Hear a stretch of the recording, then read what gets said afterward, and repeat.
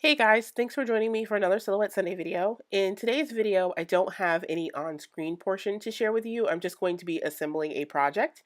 And this project is actually a cut file that I made in Illustrator, and I'll have it available on my blog as a download. But here are the pieces of the file, and I'm just going to show you the assembly portion. If you're looking for directions on how to download it or a link to my blog, I'll have it in the description box down below.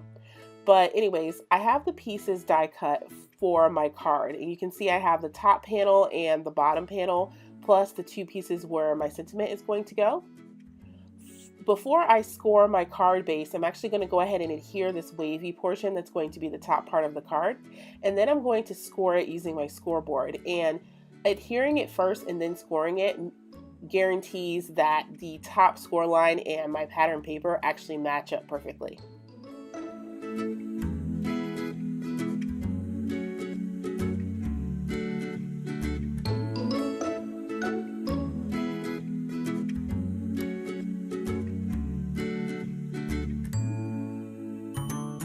Now that my card base is scored, you can see where there's a decorative edge at the bottom. So I'm going to take this other piece of pattern paper that I cut out and adhere it to the bottom.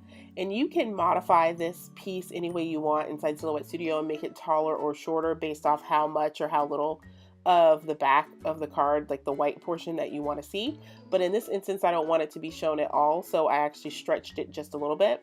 And now I'm going to move on to my sentiment, and I have a piece of lightly patterned paper that I'm going to stamp my sentiment on, plus another piece that is going to be the background piece. And I'm using this stamp set from Stampin' Up! Called My Mother, which was from last year's holiday catalog. And it's one of those stamp sets where I actually accidentally ordered the wood set and then I never even used it last year. So I'm finally getting around to using it this year. And if you're looking for it, you'll probably have to search on eBay for it.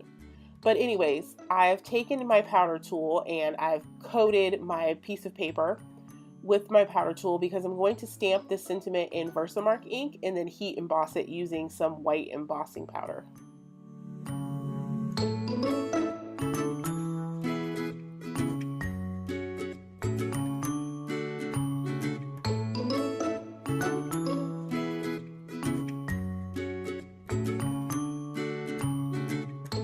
I'm almost done assembling my card, but before I attach my sentiment down, I'm going to go around the white core of the card or the white edges using some different color inks. So the first color ink I'm going to use is a black Memento Tuxedo Black ink pad to go around the edges of the bottom portion of the card, as well as the black panel that's going to be the mat for my sentiment.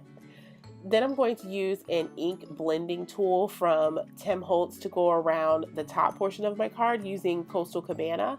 And then I'm going to do the same thing using an ink blending tool with my sentiment panel, except that color is Crisp Cantaloupe. And these two colors are actually retiring, or actually all of the ink colors in this group are retiring. So if you haven't grabbed them yet from Stampin' Up, you may want to, because they actually do match a ton of paper pads.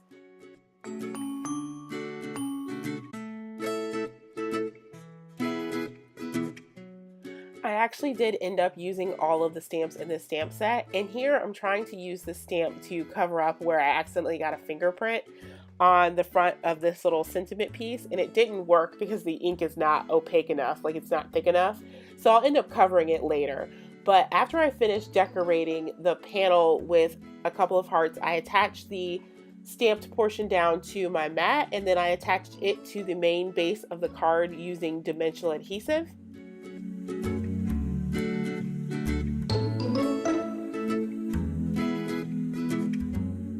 To finish off the card, I'm just going to glue on some sequins randomly around the front panel, and one of the sequins I'm actually going to glue strategically to cover up that fingerprint that is really bothering me in that top heart.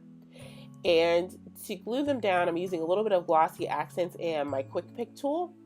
And once I have all the sequins actually attached to the card and that Glossy Accents has dried, I'm going to take the stamp from the stamp set that goes on the inside of the card that says "You're 1 in a million" and stamp that.